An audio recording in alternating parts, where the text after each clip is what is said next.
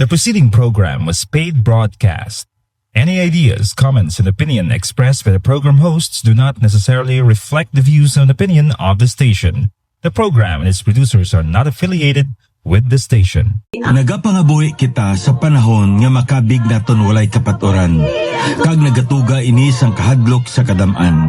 Apan sa aton nga makanakan sang Dios, makasarang kita sa pagpadayon nga may kasiguruhan kag paglaom. Gani pagigupod kamo sa akon. Kay sa sulod siring 30 ka minutos, aton pagapamlandungan sa pulong sang aton Ginoo kung paano kita magpanglakaton nga may kaisog sa tunga sang kalibutan nga walay kahusayan. Diri sa aton palatuntunan sa kanginan, tinapay sang kabuhi. Ang dinalan sa kasulatan sa aton sini nga adlaw makita sa makasulatan ni Pablo sa mga taga-Galacia kapitulo 6. Kag akon pagabasahon ang versikulo 2. Ang pulong san Dios nagpahayag sa aton sa Galacia 6:2, magdinaranay kamo sang inyo mga lulan, kag sa amo matuman ang kasuguan ni Kristo. Only takes a spark. Amuyad to ang kalantahon nga bag-o gid lamang naton nga ginpamatian, kag kun inyo nga ginasunod ang mensahe sang sini nga kalantahon katahom gid kay ka very encouraging para sa aton. Ang botsilingon sini balang isa lang gid ya ka igrab makahatag ini sang dako nga kalayo. Kaga paagi sini makahatag man sang kainit sa mga yara sa palibot naton. Ti anong bot silingon sini? Katulad sang isa ka kalayo nga nagagikan sa isa lang ka igrab apang may dako nga kaayuhan nga madulot, amo man ini ang gugma sang Dios sa tion nga imo kag akon nga maeksperiensyan. Hindi nato napungga na aton kagulingon, kundi nga ipahibalo man naton ini sa iban. Kag subong nga mapahibalo naton ini, mapakamaayo man ang mga katawhan nga yara sa aton palibot, kag subong man nga makatag ini sang dako nga kaayuhan sa ila. Kag ila ini nga mapasa subong nga aton man nga ginpasa. Ti dako ini nga pagpahangkat sa imo kag sa akon. Ang kalibutan subong niya lain. Kung ano ang iya ina. Kag kung ano ang imo, may posibilidad nga iahon pagid niya ina. Apang sa isa ka Kristohanon, makasarang kita magpaambit. Makasarang kita sa pagtugyan, kag subong man mangin maalwan sa aton niya isig kapareho. Ini tungod na eksperyensya naton ang dako nga gugma sang Dios sa imo kag sa akon. Amoy na dra sa 1 John chapter 4 verse 11, ano dra ginhambal ni John sa aton, if God so loved us, we ought also to love one another. Bo importante gid ini ining pagigugmaanay kag maghigugma sa isa kag isa. Kay importante gid ini kay kun aton nga lang taon gani no, ang tanan-tanan nga butang nga ginahimo sa Ginoo, ang sa likod sina ang iya dako nga gugma. Kakabay pa nga amo ini ang makahatag sa aton sing motivation nga magpadayon tungod sang gugma sang Dios nga imo kag akon nga naangkon aton eksperyensyan kag dapat naton nga ipadayag man sa iban. It only takes a spark. Now magpadayon kita diri sa pagtuon naton sa pulong sa aton na Ginoo, walking courageously in a world of chaos. So paano kita magpanglakaton nga may kaisog sa kalibutan nga wala sing kapaturan, wala sing kasiguruhan, kag wala sing kausayan? Ang ining dinalan sa kasulatan nagatudlo sa imo kag sa akon nga magmangin mabinuligon kita. Kay paagi sa pagbulig naton sa aton isig kapareho, nagatubo kag nagalig-on ang aton kaisog sa pagpangabuhi. Nga mo sini, kaysa tion nga magbulig kita, ginapahayag naton ang aton nga pagtuo. Sa tion nga nagapaambit kita sa pagbulig naton, ginahuklasan ta ang aton kaugalingon. Gikan sa pagkahamkunon, gikan sa ginatawag naton pagkadalok, kag paagi sini, magatuga ini sang aton pagsalig sa aton Ginoo, hindi sa mga butang nga aton nga napagnaiyahan. Kay kung kaisano, dako gid ang temptasyon nga magsalig kita sa mga material nga butang nga naangkon kag subong man na paningwaan naton nga panag-iyahan naton, apang nibaluan naton nga sa bisan anong nga oras madula ina amo ina ga kun lang taon nga naton sa pulong sa Ginoo manggad daw may ara ina siya nga pakpak. Amo ina ang paglaragway dira sa aton sang Biblia nga sa anuman nya tion, sa ano nga kabangdanan, pwede maglupad palayo sa aton. Ti ang butsilingon sini nga aton pagsalig hindi sa aton manggad kun hindi sa aton nga Ginoo. Ti amo ini akon aton diri nga lang taon sa pulong sa Ginoo, importante gid nga ikaw kag ako mangin mabinuligon kita. Kaysa imo kag sa ako ni pagbulig sa aton isig kapareho, ayan tumuluo man na, ayan di tumuluo man ina sa aton nga pagbulig, ayan makabalos man ina sa aton o kon hindi man makabalos sa aton pagbulig, ayan makapasalamat man ina siya sa aton o kon hindi man makapasalamat sa aton. Dapat magbulig kita. Kay sa tunga sini, makahatag ini sing kaisog sa aton pagpadayon sa pagpangalagad sa aton nga Ginoo, sa tunga sa kalibutan nga wala sing kausayan. Ti diri nato nakita Galatians chapter 6, the Apostle Paul enumerated different people that are in need of our help. Ang una diri, the sinning brother. Nakita ta na, restore. Amo na ginambal diri sa Biblia sa aton. Now ikaduha diri sa verse 2 ka amo ning aton ginatun-an subong, the burdened brother, relieve. Kung sa aton pa, utod naton ini sa Ginoo nga ginabug-atan sa pagpangabuhi. Naibaluan naton ni ining pulong nga bugat, lulan nga aton nga natun-an, mga lulan ini nga hindi naton dali-dali mahakwat, mapasan kung hindi kita pagbuligan. Now, ang kamatuoran diri nga nakita kag natun-an naton nga may mga kabug-atan nga ginatubang kita sa aton pagpangabuhi, nga ikaw kag ako dapat nga pangatubangon gid naton.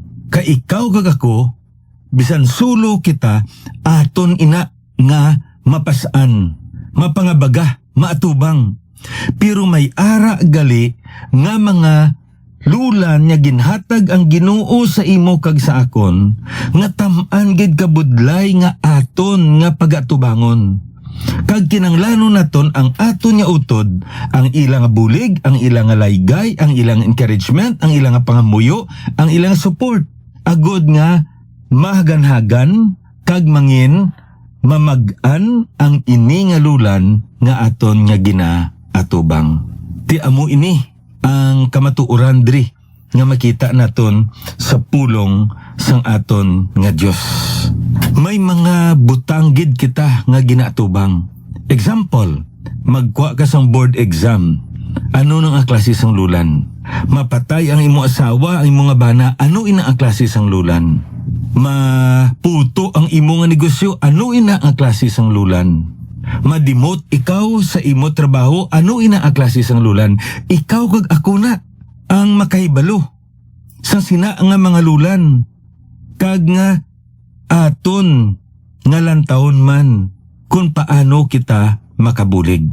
So the point is this, we need to be sensitive, especially when offering relief to our fellow believer. Kay may posibilidad man gali kuno, suno sa isa ka man nagbalik katahom sang iya sining ginasaysay bala sa aton, nga may posibilidad gali kuno nga nagauna kita sa kabubuton sa Dios sa pagbulig sa sina nga utod naton. Nga sa pagbulig naton, wala niya mahangpan pasing tulid kung anong tinutuyo nga nag-abot ang inaangalulan sa iya. Kag hindi mahimpit kuno sang Dios ang iya tinutuyo nga ginpadalaan siya sa sinaangalulan. That's why even before we offer relief, help to our fellow Christian who are burdened, we need also to pray whether we will offer help on this particular area or not in this particular time, or we will delay. Kaya nga man, ultimately, ang inaangalulan para gid ina sa iya. Kag may mga tinutuyo kag plano Ginoo nga dapat matuman sa sinaangalulan nga ginhatag sa iya. But the point is this, kung nakita naton kagulingon, kag nibuloan naton nga dapat kita magbulig, bulig kita. Kay amo ina iya ang tuyo gid sa Ginoo. Gani ina ano ginhambalad diri sa aton. Magdinanay kamo sang inyo mga lulan kag sa amo. Nasa ginambal naton, this is the command, bear ye one another's burdens. And what is the consequence? And so fulfill the law of Christ. Kag sa amo, sa tion niya mo ninyo ini. Sa tion niya magbuligay kamo. Magpinangamuyuay. Magdinanay kamo sa inyong alulan. Magpinangamuyuay, magsuportahanay, maghatag sa encouragement sa isa kag isa. Ano nga ba sa Bible sa aton diri? Matuman ang kasuguan ni Kristo. Ining pulong balangawan another katahom gid sini. Sa Biblia may isa ako ka reference nga sobra 50 kuno ang command sang ginatawag naton dira one another's sa Bible. Pero mahatag lang ko sa mga pilalang kabilog diri nga nakita nakon. Sigurong pinagid ka dominante sa tanan-tanan. Love one another.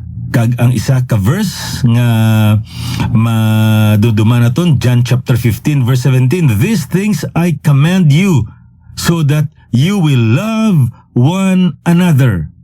Love one another with brotherly affection. Romans 12 verse 10. Love one another. Isa na. Ano pagidason ang iban pagid?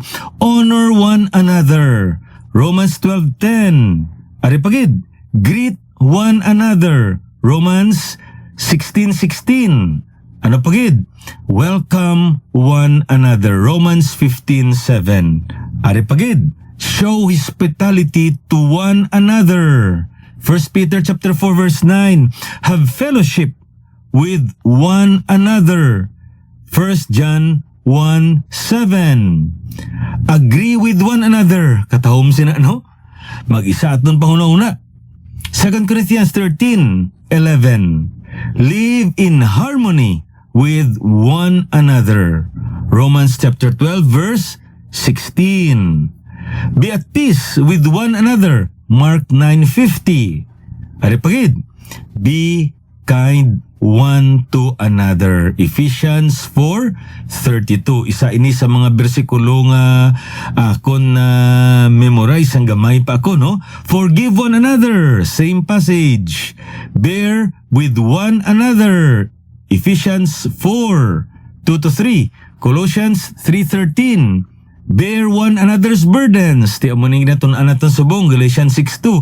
Comfort one another. 1 Corinthians 12:25. Care one for another. 2 Corinthians 13:11.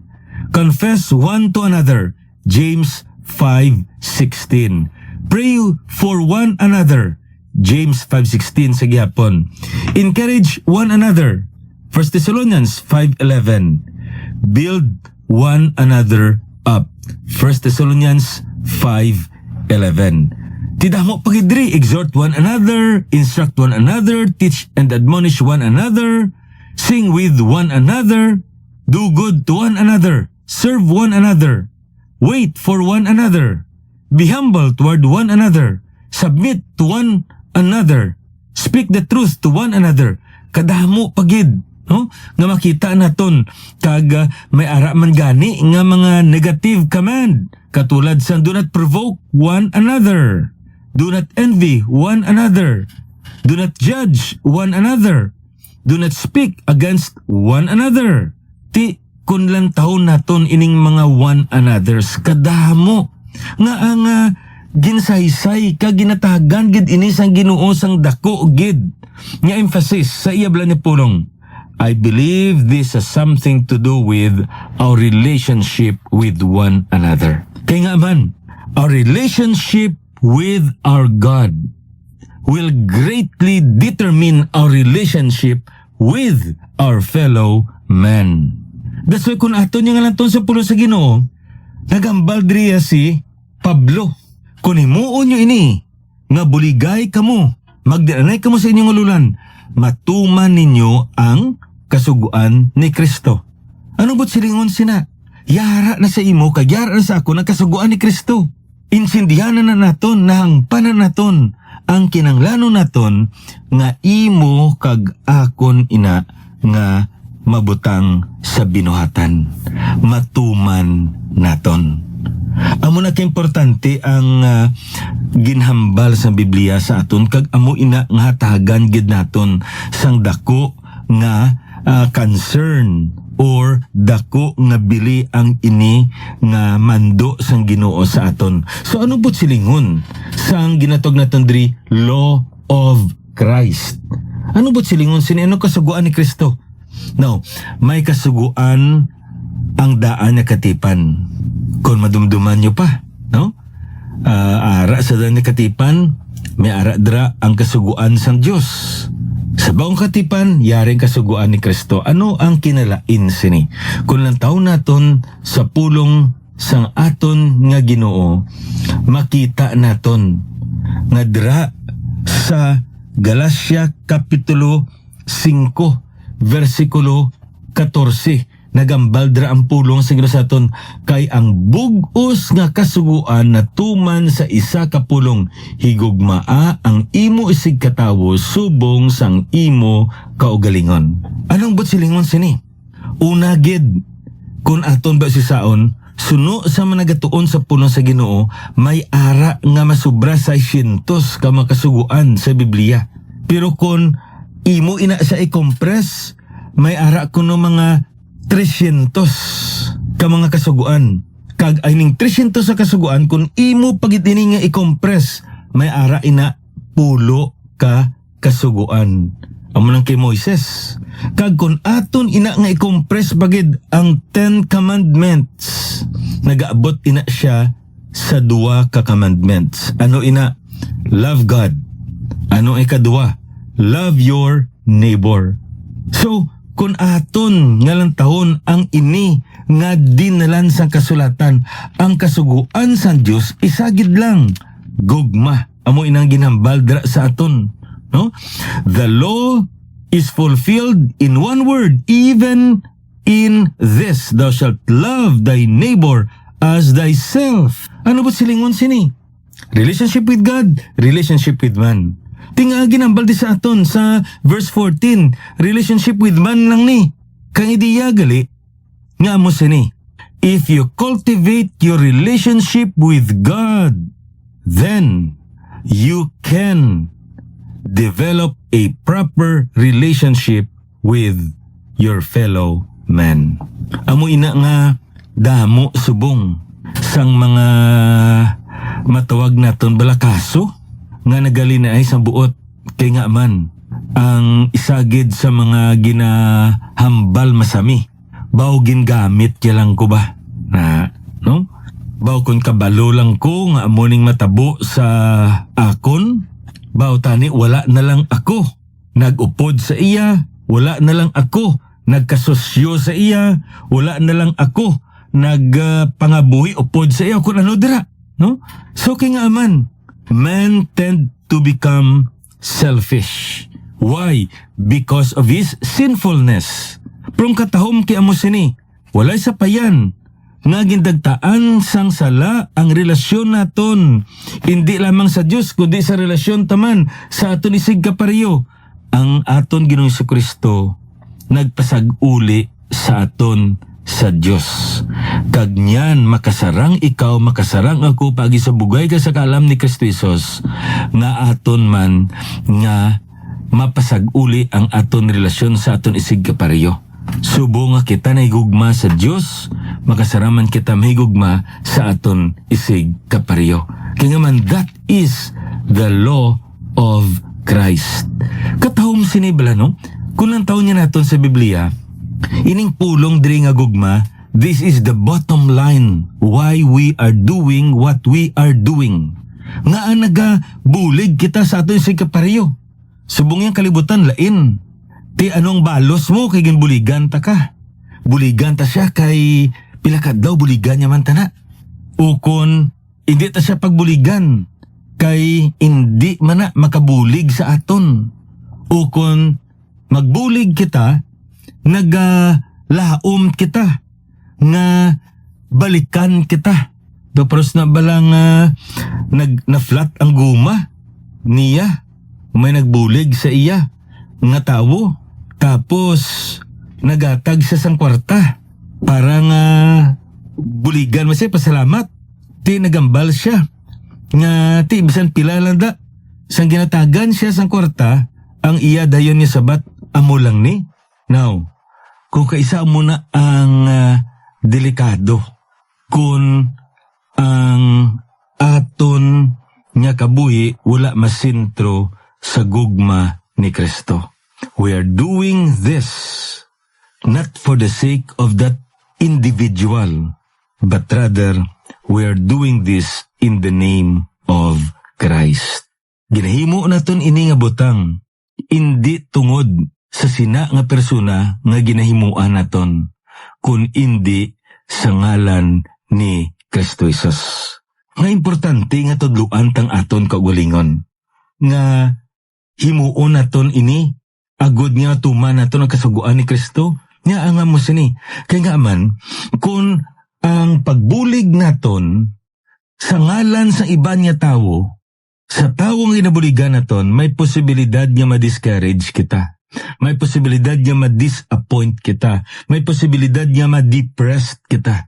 Kaya nga man, may ekspektasyon kita nga hindi naton mabaton.